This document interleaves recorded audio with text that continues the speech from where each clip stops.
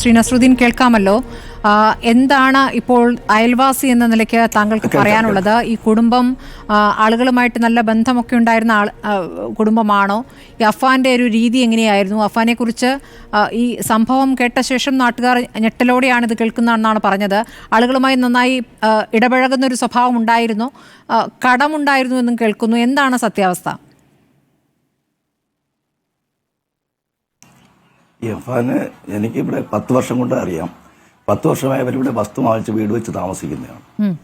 ഇവിടെ പിന്നെ ഇവരെല്ലാം നല്ല രീതിയിൽ ബാക്കിയുള്ളവരുമായിട്ട് അയൽവാസികളുമായിട്ട് നല്ല സൗഹൃദത്തിലായിരുന്നു. ഈ അഫാനെ സംബന്ധിച്ച് കൂടുതലായിട്ട് ആരും സംസാരിക്കാറില്ല. എന്നാൽ നമ്മൾ അങ്ങോട്ടും ഇങ്ങോട്ട് പോകുമ്പോൾ വിഷയാറേ ഉള്ളൂ. കൂടുതൽ നേരിട്ട് സംസാരിക്കാറില്ല. ഇവിടെ ആരുമായിട്ട് അങ്ങനെ കൂടുതൽ സംസാരിക്കാറില്ല. അങ്ങനത്തെ ഒരു പ്രത്യേക പ്രകൃതക്കാരനായിരുന്നു ഈ അഫാൻ. ഈ സഹോദരനുമായിട്ട് എപ്പോഴും പുറത്തേക്കൊക്കെ പോകാറുണ്ട്. സ്കൂളിൽ നിന്ന് കൊണ്ടുവരുന്നൊക്കെ അഫാനായിരുന്നോ? സ്കൂളിൽ കൊണ്ടുപോകുന്നതും വരുന്നതെല്ലാം അഫാനായിരുന്നു. അഫാൻ തന്നെയാണ്. നല്ല അറ്റാച്ച്മെന്റ് ആയിരുന്നു. അവർ ഏജിൽ തന്നെ 10 വർഷത്തോളം ഡിസ്റ്റൻസ് ഉണ്ട്, 10 വയസ്സിന്റെ ഡിസ്റ്റൻസ് ഉണ്ട് അവർ തമ്മിൽ. എന്നിട്ട് നല്ല കെയർ ചെയ്ത് കൊണ്ടുപോകുന്ന, അങ്ങോട്ടും കൊണ്ടുപോകുന്നതാണ്. അതിൽ സുഹൃത്തിനെ പോലെ കൊണ്ടുപോകുന്ന ഒരു പ്രകൃതക്കാരനാണ് അഫാൻ. ഈ പറയും പോലെ പിന്നെ ഇവനെ നല്ല രീതിയിൽ കെയർ ചെയ്ത് കൊണ്ടുപോകുമായിരുന്നു. പിന്നെ വൈകുന്നേരങ്ങളിൽ ഇവർ രണ്ടുപേരും കൂടെ ഫുട്ബോൾ കളിക്കുന്നത് ഞാൻ ദിവസം കാണാറുണ്ടായിരുന്നു. ഈ വീട്ടില് ഒരു സാമ്പത്തിക പ്രതിസന്ധിയും പ്രശ്നങ്ങളും ഉണ്ടായിരുന്നു എന്ന് അറിയാമായിരുന്നോ? ഇവരിവിടെ താമസമാകുമ്പോൾ നല്ല സാമ്പത്തിക സ്ഥിതിയായിരുന്നു. അതിനുശേഷം ഈ കൊറോണ വന്നതിന് ശേഷമാണ് ഈ പിതാവിന് അവിടെ ഗൾഫിൽ സാമ്പത്തികമായിട്ട് ബുദ്ധിമുട്ടുണ്ടായിട്ട് വന്നത്. അതിനുശേഷം ഇത് സാമ്പത്തികമായിട്ട് കുറഞ്ഞു വന്നു. അതിൻ്റെതായ ബുദ്ധിമുട്ട് ഈ കുടുംബത്തിലുണ്ടായിരുന്നു. ഈ അഫാൻ എന്തെങ്കിലും ജോലി ചെയ്തിരുന്നോ? കച്ചവടം ഉണ്ടായിരുന്നോ എന്തെങ്കിലും? അഫാന് പ്രത്യേകിച്ച് ജോലിയൊന്നും ഇല്ലായിരുന്നു. അഫാൻ ഈ പറയുമ്പോൾ ഇവിടെ ഡിഗ്രിക്ക് പഠിച്ചതായിട്ട് അറിയാം. ഡിഗ്രിക്ക് പഠിച്ചിട്ട് അത് 3-4 വർഷം വരെയാകും. ഡിഗ്രി പഠിച്ചുകൊണ്ടിരിക്കുകയായിരുന്നു. അതിനുശേഷം കമ്പ്യൂട്ടർ കോഴ്സിന് പോയി. അതിനുശേഷം ഇവര് 3-4 വർഷത്തിന് മുമ്പ് ഇവര് ഉമ്മായും ഈ 2 മക്കളുമായിട്ട് ഈ അച്ഛൻ നിൽക്കുന്ന സ്ഥലത്ത് സൗദിയിൽ ഉംറയ്ക്ക് വേണ്ടി 3 മാസത്തെ വിസിറ്റിങ്ങിൽ പോയിട്ട് വന്നതായിട്ട് അറിയാം.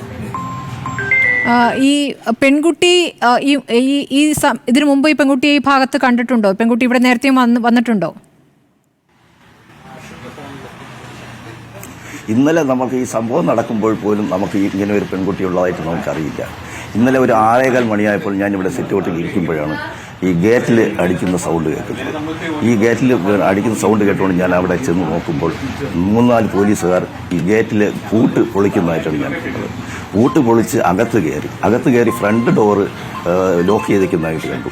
ആ ഫ്രണ്ട് ഡോർ ലോക്ക് ചെയ്താണ് ബാക്കിലോട്ട് പോയി അടുക്കള ഭാഗത്തേക്ക് ചെന്നപ്പോൾ ഗ്യാസിൻ്റെ സ്മെല്ലടിച്ചപ്പോൾ പോലീസുകാർ ബാക്കിയുള്ളവരെ മാറ്റി നിർത്തിയതിന് ശേഷം അവിടെ ഡോറ് പൊളിച്ച് അകത്ത് കയറി ഗ്യാസ് ഓഫ് ചെയ്തതിന് ശേഷം ഞാനും കൂടി അകത്ത് കയറി ഹാളിൽ എത്തുന്ന സമയത്ത് ഈ അഫ്സാൻ ഇളയകുട്ടി അവിടെ രക്തത്തിൽ കുളിച്ച് കിടക്കുന്നതായിട്ട് കമിഴ്ന്ന് കിടക്കുന്നതായിട്ടാണ് കാണുന്നത്.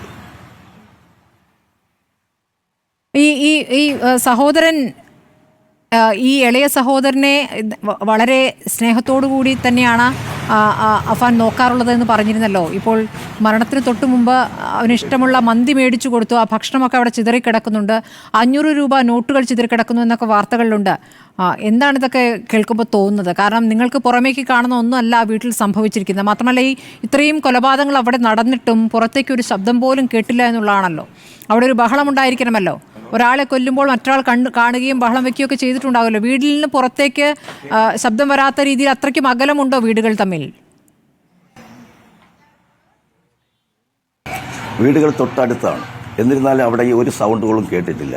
ഇന്നലെ ഒരു 4 മണിയോടുകൂടി ഞാൻ നമസ്കരിക്കുന്നതിന് പള്ളിയിൽ പോകുന്ന സമയം ഈ ഇളയ കുട്ടി ഇവിടെ സ്കൂൾ പരീക്ഷ കഴിഞ്ഞ് വന്ന് നിൽക്കുന്നുണ്ട്. അപ്പോഴെന്നെ കണ്ടപ്പോൾ വിഷയുകയും ചെയ്തു. ഞാൻ പള്ളിയിൽ പോയിട്ട് തിരികെ വന്നപ്പോൾ കാണുന്നില്ല. അതിനുശേഷം ഞാൻ അറിയുന്നതെന്ന് പറഞ്ഞാൽ ഈ ഇളയ കുട്ടി വീട്ടിൽ വന്ന് നോക്കുമ്പോൾ ഉമ്മ വിളിക്കുന്നു, കേൾക്കുന്നില്ല.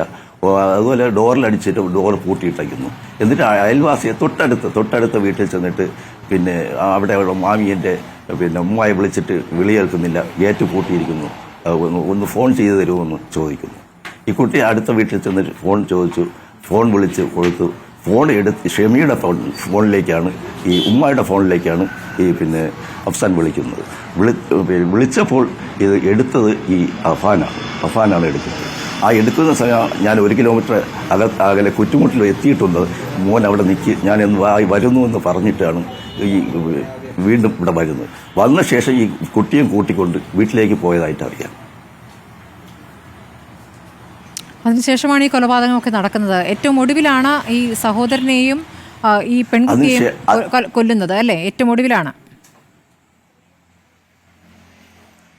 അതെ, ഞാൻ ഇതിന് കണ്ട ശേഷം ഞാൻ വീട്ടിൽ വരികയും വീട്ടിൽ വന്ന് ഒരു 6:15 മണിയാകുമ്പോഴാണ് ഈ പോലീസുകാർ വന്ന് ഗേറ്റ് പൊളിക്കുന്നത്. അപ്പോഴാണ് ഞാൻ അറിയുന്നത്, ഈ പരിസരവാസികൾ അറിയുന്നതെല്ലാം അപ്പോഴാണ്. ഒരു ആർക്കും അറിയില്ല. ഇയാൾ വളരെ വളരെ ശാന്തമായി തന്നെ പോലീസ് സ്റ്റേഷനിൽ പോയി ഞാൻ ഇത്രയും കൊലപാതകങ്ങൾ നടത്തി, 6 പേരുടെ കൊലപാതകം നടത്തിയെന്നാണ് പറഞ്ഞത്. കാരണം ഉമ്മയും കൊല്ലപ്പെട്ടു എന്ന് തന്നെയാണ് ഇയാൾ കരുതിയിരുന്നത്.